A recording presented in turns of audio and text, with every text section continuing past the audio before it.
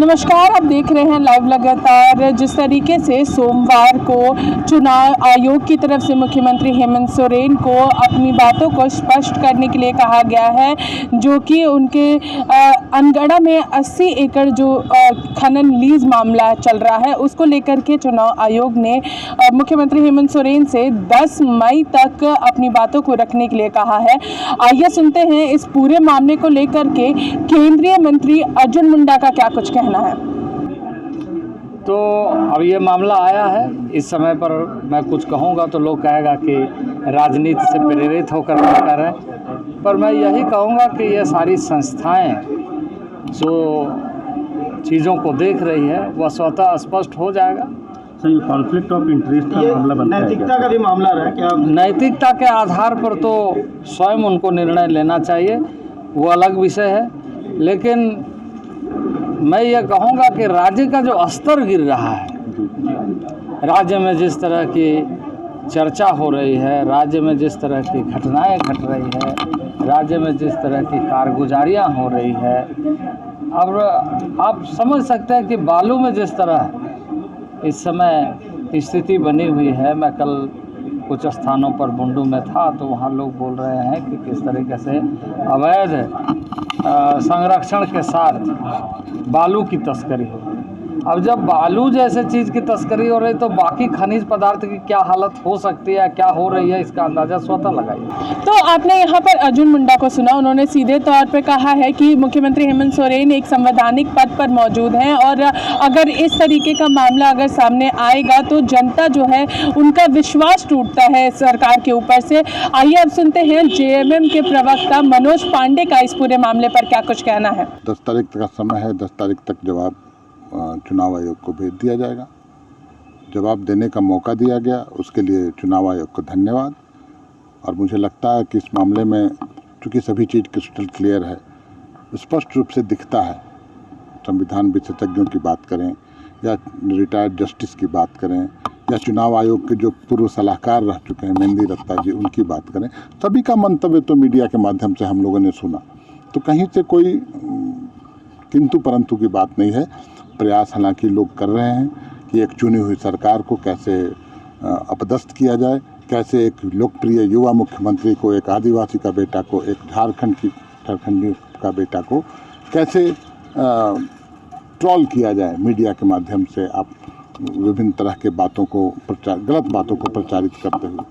तो कहीं न कहीं चूँकि सत्य परेशान हो सकता है, पराजित नहीं। आने वाले समय में आप देखेंगे चुनाव आयोग का जो भी फैसला आएगा, मुझे लगता है हमारे पक्ष में आएगा। हम सकारात्मक सोच वाले व्यक्ति हैं और प्रश्न बहुत तरह के सामने आ रहे हैं। क्योंकि जो हड़बड़ियाँ दिख रही हैं, जो जल्दीबाजी दिख रही है, जो घटनाक्रम है, उससे लगता है कि एक चुनी हुई सरकार को, एक प्रचंड बहुमत की सरकार को कहीं ना कहीं कोशिश किया जा रहा है परेशान करने का। तो आपने यहाँ पर मनोज पांडे को सुना, उन्होंने सीधे तौर पर कहा है कि 10 तारीख को जिस तरीके से चुनाव आयोग ने मांगा है जवाब, तो जवाब दिया जाएगा। मुख्यमंत्री हेमंत सोरेन जवाब अपना रखेंगे और वो चुनाव आयोग को कहीं ना कहीं शुक्रिया भी कह रहे हैं कि एक मौका उन्हें दिया गया है अपनी बातों को स्पष्ट तरीके से उनके सामने रखने का। आइए अब सुनते हैं कांग्रेस प्रवक्ता राकेश सिन्हा का इस पूरे मामले पर क्या कुछ कहना है। अगर चुनाव आयोग ने माननीय मुख्यमंत्री को नोटिस दिया है तो स्वाभाविक तौर पे माननीय मुख्यमंत्री उस नोटिस का जवाब चुनाव आयोग को देंगे। और हमें लगता है कि जवाब देने के उपरांत चुनाव आयोग बिना किसी के दबाव में आकर के निष्पक्षता के साथ जवाब पर विचार करेगी और उसका अध्ययन करेगी। क्योंकि लोकतंत्र में जिस प्रकार देश के प्रधानमंत्री अपने स्वार्थ पूर्ति हेतु तंत्र का उपयोग करके हमेशा लोकतंत्र को कलंकित करने का काम करते रहे हैं, तो कहीं ना कहीं एक आशंका है मन में। लेकिन हमें लगता है कि ये आशंकाएं भी मुख्यमंत्री के जवाब देने के साथ ही खत्म हो जाएगी। तो आपने यहाँ पर राकेश सिन्हा को सुना, उन्होंने सीधे तौर पर कहा है कि चुनाव आयोग ने मुख्यमंत्री से जवाब मांगा है तो जवाब जरूर दिया जाएगा। साथ ही साथ उन्होंने यह भी कहा है, अगर हम बात करें अर्जुन मुंडा के बयान की, तो उन्होंने उस पर भी निशाना साधते हुए कहा है कि अर्जुन मुंडा महागठबंधन सरकार पर निशाना नहीं साध रहे हैं, वो रघुवर दास के ऊपर निशाना साध रहे हैं। जो कई सारे घोटाले उनके सरकार में हुई थी, उन सारी चीज़ों पर उनका सीधा निशाना है। अर्जुन मुंडा जी ने जो बातें कही है, वो बातें महागठबंधन सरकार के ऊपर नहीं कही है, बल्कि अर्जुन मुंडा जी ने रघुवर दास जी के ऊपर ये बातें कही है कि जिस प्रकार रघुवर दास जी ने हाथी उड़ा करके इस राज्य की जनता की गाड़ी कमाई को उड़ाने का काम किया, जिस प्रकार नौनिहालों के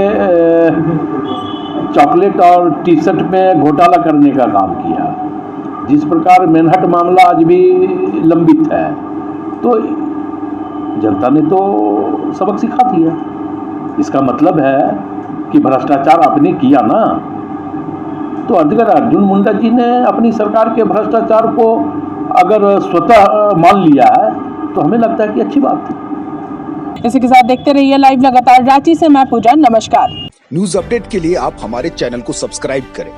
आप हमें फेसबुक और इंस्टाग्राम पर भी फॉलो कर सकते हैं। बने रहे लगातार.in के साथ।